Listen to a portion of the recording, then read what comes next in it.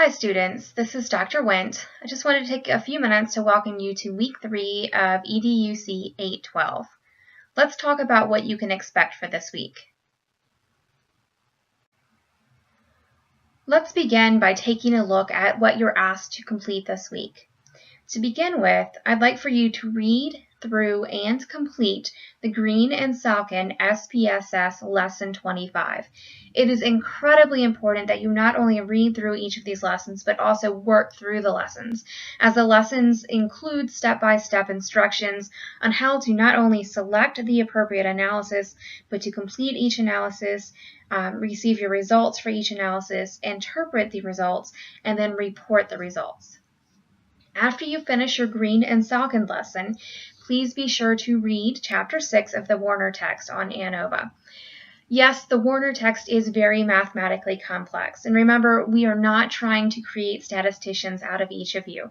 Rather, make sure that you are understanding the basic premise of why we are selecting a specific analysis, in what cases that specific analysis is most appropriate, how to complete that analysis, interpret the results of the analysis, and then report the results of the analysis following APA conventions.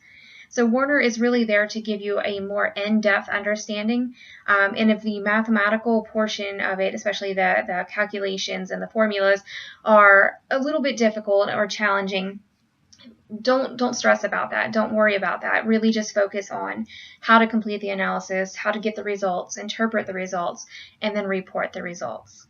Once you complete your reading, you'll need to also complete your SPSS Worksheet 2. Remember that your SPSS Worksheet 2 is due no later than Wednesday, 11:59 p.m. Eastern Time.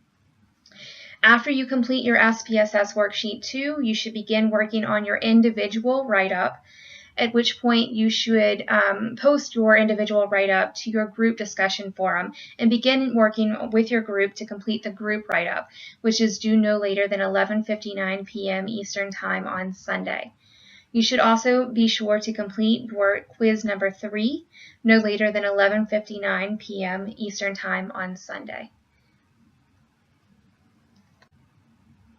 I did also want to take a moment to talk about your group write-up, your first group write-up that you completed for week 2. In grading the group write-ups, it seems that all of the groups are on the right track.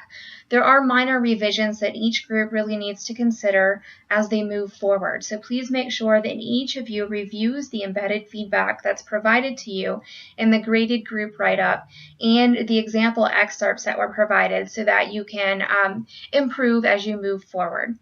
One thing that I noticed across the board, however, in the group write-ups are that many groups are simply copying and pasting the tables, the output tables from SPSS into their group write-up. APA convention does not allow for this. You need to actually take your information that is given in your SPSS output tables and format those tables in APA format. On your screen, you'll see some examples of APA formatted tables.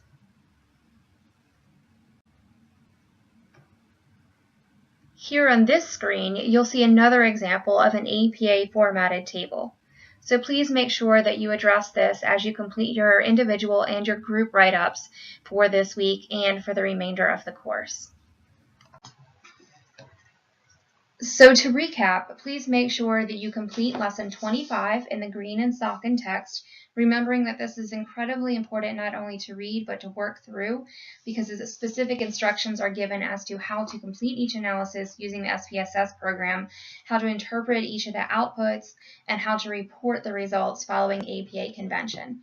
Then remember that you'll need to read Chapter 6 of the Warner text on the ANOVA analysis, complete Quiz 3, the SPSS SPSS Worksheet 2, and then the group write-up 2. If you have any questions after completing all of the readings and checking in with your group, please feel free to email me. I'm happy to help.